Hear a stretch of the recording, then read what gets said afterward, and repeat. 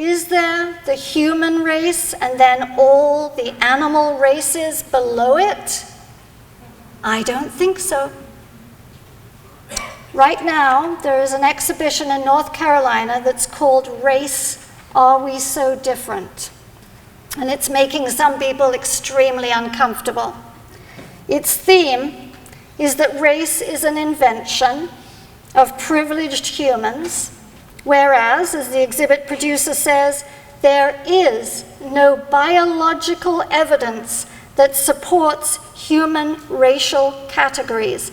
They're there because they're advantageous to certain people and they allow oppression of other people.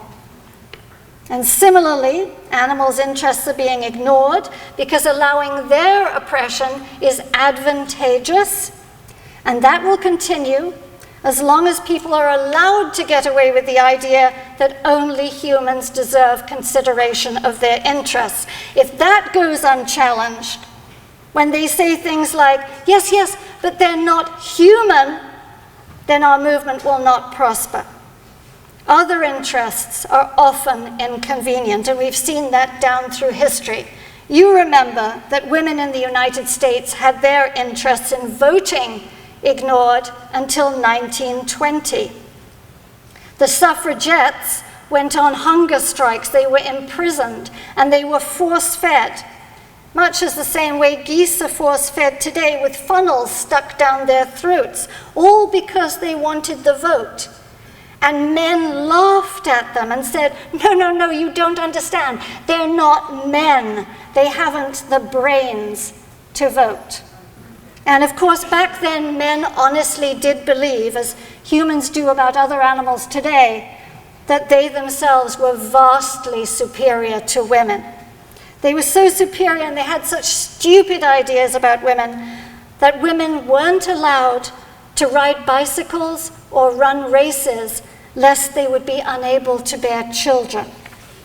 And always my favorite is that women weren't allowed into medical school because they might faint at the sight of blood. Just think about that. Women were a nuisance and they were bird brains. And today, pigeons are considered nuisances and tiny-brained creatures, but actually, like women, they're very clever and they're important. I just actually heard a little while ago on the BBC that pigeons are as accurate as human doctors in detecting breast cancer, and they do it from images, for Pete's sake. The authors of the book Portraits of Violence used this real 1950s shoe ad to point out how oblivious people are at any given time to discrimination other than discrimination they directly relate to. The authors suggest that we need to challenge ourselves to, quote, try to detect those things which have not yet been talked about, those things that at the present time show the fragility of our system of thought, of our practices, those bold, scary, uncomfy things. Alan Goodman is a biological anthropologist who says, if individuals were organized into races based on their ability to digest milk, then some groups from West Africa would be in the same race as most Europeans. He says this may sound absurd, and he's not an animal rights activist, but it's no more absurd than using such trivial differences as skin color, eye shape, or hair texture as a basis for classification. What determines human skin color is sunlight, vitamins, and geography. And this all sounds very familiar. It's like saying that those who only have skin, not fur or feathers or scales, should be allowed to cage, to chain, and to slaughter those whose skin is covered. It's absurd. All living beings deserve respect and understanding and rights. What should count is having feelings, emotions, pain receptors. Look at these two individuals. They're the size of your thumb. We have no idea what they're thinking, and it may not even be our business. Another point that I find interesting is that I'm sure you know that in the early 1900s, whiteness was decided on what was called the one-drop rule. If you had 1 drop of African blood, you were black. This was simply because, I think, slaves were raped by master, and then when you had inconvenient offspring, rather than take them into the house, you could sell them off too with the other slaves. Today, we still have the one-drop rule, and that was evidenced by President Obama's tenure. My heart just sang when that man was elected. I mean, we elected the first black president. It was a milestone. But even if you don't think that race is some stupid, artificial, contrived construct, even if you think the idea of human races is legitimate, you couldn't miss that Obama was labeled black under the one-drop rule.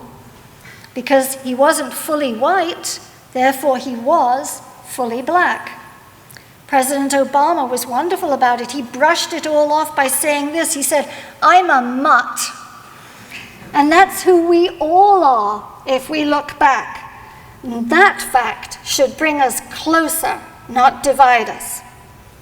And there are many other examples of things like that that do divide us. In 1933, the Nazis imposed their own version of the one-drop rule. It was the Mischling test, under which anybody became fully Jewish if they were 1/8 Jewish. And this is even more absurd because being Jewish isn't even a racial category. Rubbish. So today, note the poor farmed animals who've been genetically modified to have human genes in them, so that humans can grow organs that can then be harvested and used in human surgeries. Ethicists ask, how much human do they have to have in them before they are afforded any consideration that is afforded to human beings? And the answer is, as long as they have 1 drop of non-human blood in them, they are non-humans with no rights, which is very convenient. As the philosopher Jeremy Bentham noted, it is only the hand of human tyranny that rejects the proposition that consideration of interests must extend beyond the human animal. For anyone who doubts how unscientific it has all been and still is, even in learned circles, in the mid-1800s, the Anthropological Society founder was a man named James Hunt, and he accused anti-racists of being mentally diseased. This is like when you're demonstrating at the circus or something, and somebody comes up and screams, "Nut job," at you. Perhaps they believe that's compelling. It's a wonderful argument. It would make me reconsider my position. Not so much. And of course, we're all used to this. It should be water off a duck's back by now. We have things like this are said to us all the time. There are so many good rebuttals to that. I just love it so. I ache for someone to say that to me all the time.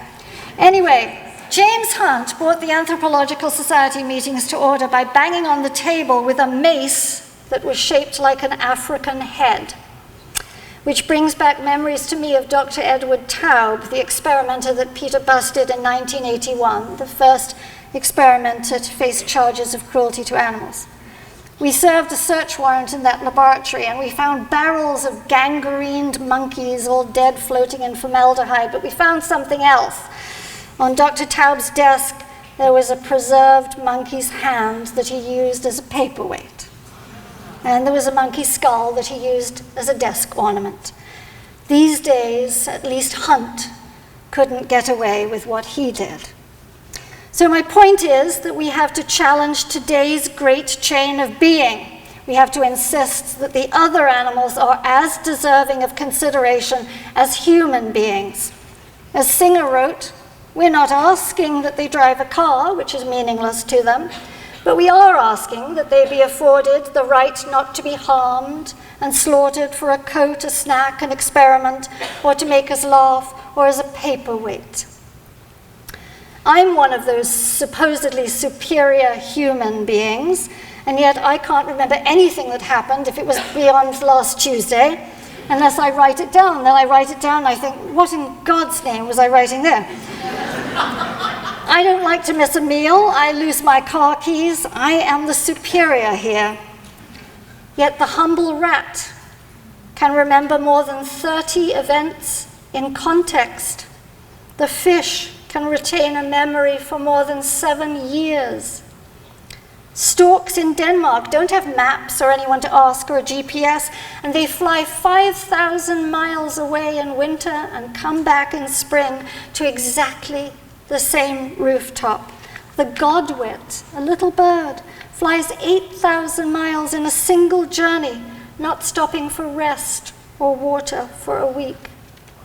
Beavers build elaborate homes in water with separate rooms for sleeping, for food storage, and for waste. And rabbits do the same thing on land. I couldn't do that.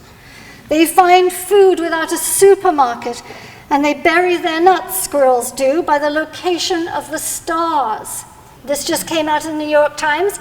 If they see you watching them bury that nut, by sleight of hand, they will just pretend to bury it, and then when you're not looking, they'll bury it somewhere else.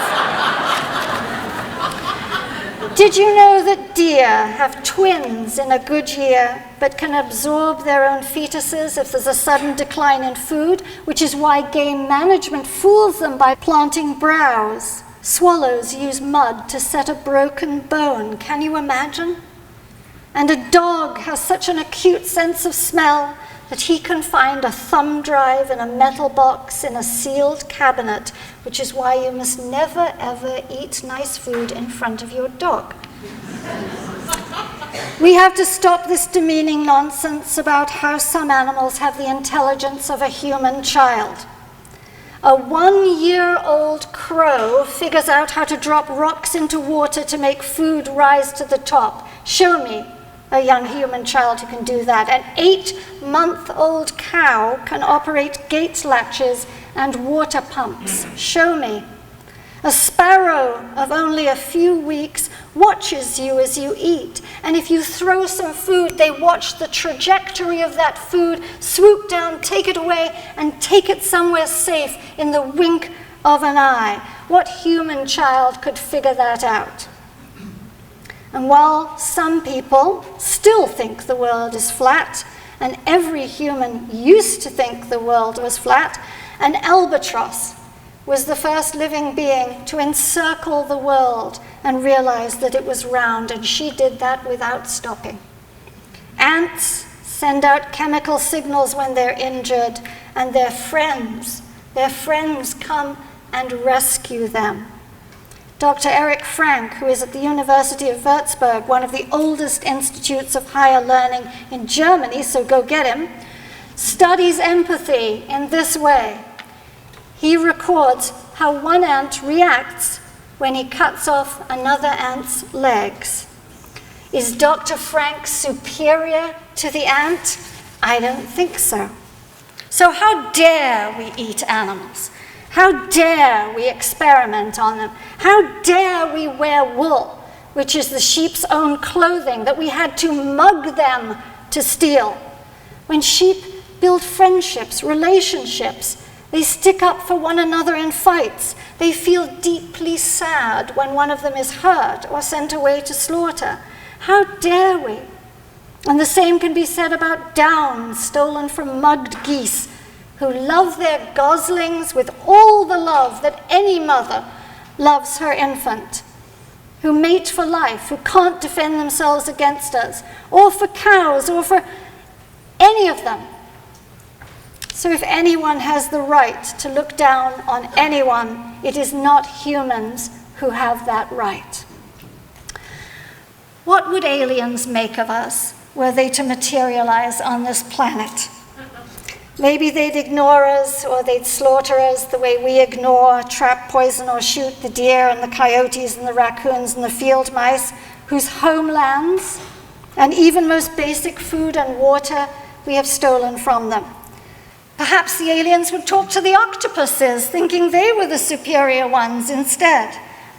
Maybe the aliens are octopuses. Or maybe they'd watch our television and be amazed that our news on Earth means only news that directly affects human beings.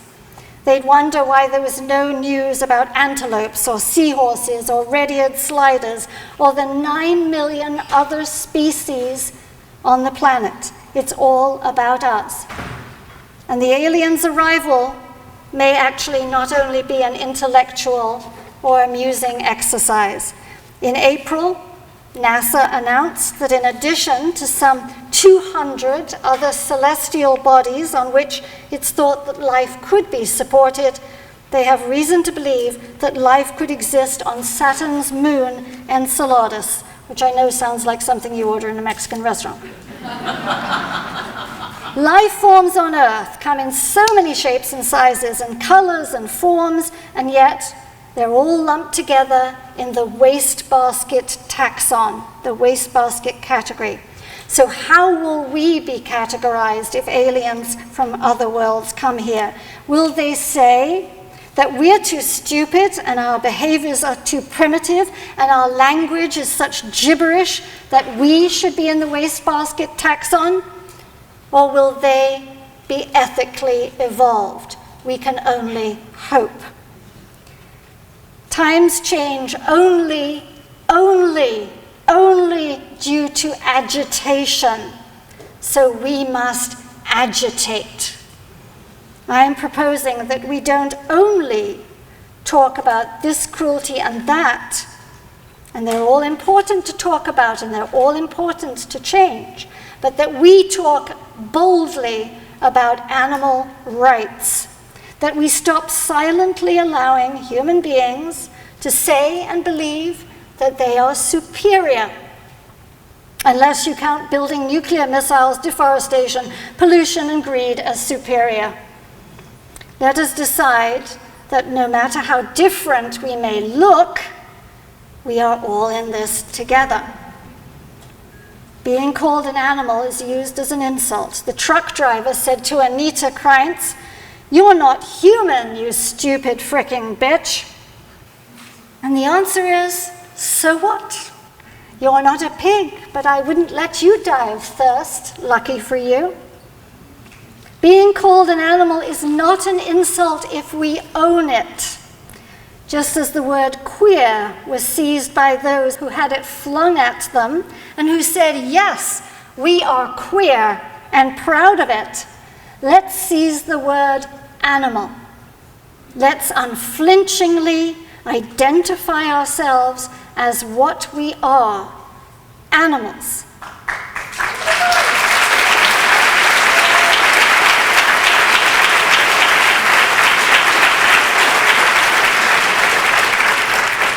I don't identify myself as just a melatonin-challenged human being. And in this gender-fluid society, perhaps I am not a woman either. But who cares? I am an animal.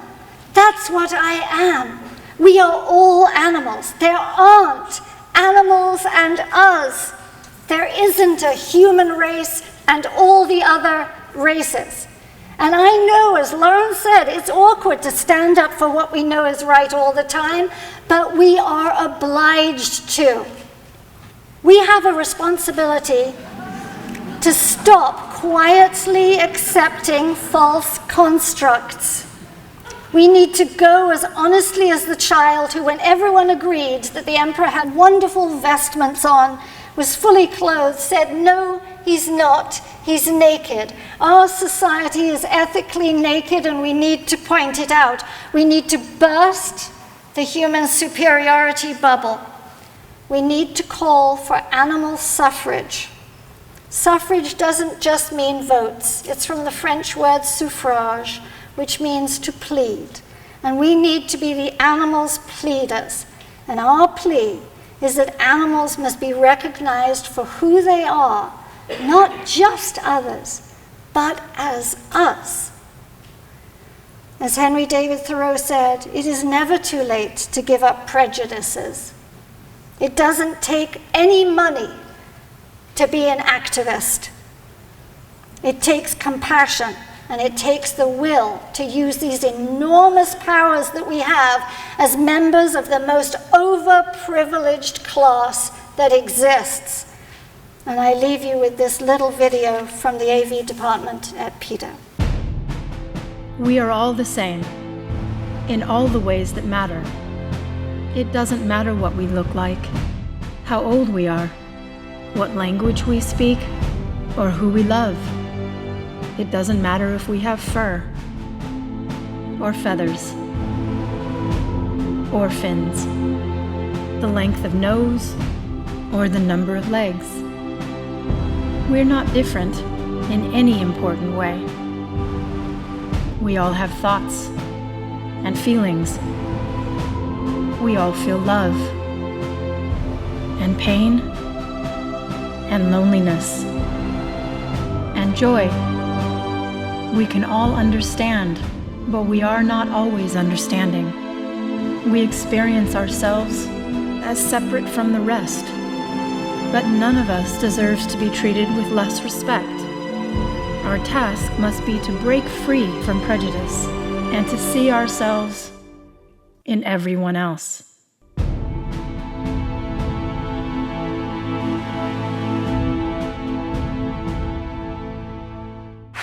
you all very much. Good luck with everything you do. Thank you.